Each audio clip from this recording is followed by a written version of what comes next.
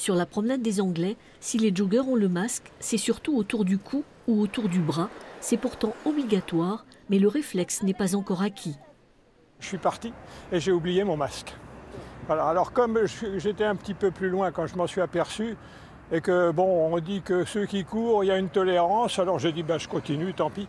Difficile, voire impossible pour beaucoup de coureurs de pratiquer leur sport avec un masque, trop contraignant pour le souffle, la respiration. Je crois que pour les sportifs, pour aller faire du jogging seulement, c'est un peu stressant parce que pour la respiration aussi, c'est très difficile. On a tout de suite la tête qui tourne, entre guillemets, on peut souffrir d'hypoxie et c'est pas simple. Alors j'ai essayé, j'ai tenté et c'est pour ça que, étant une coureuse qui court plutôt l'après-midi et le soir, je me suis mise à courir tôt le matin.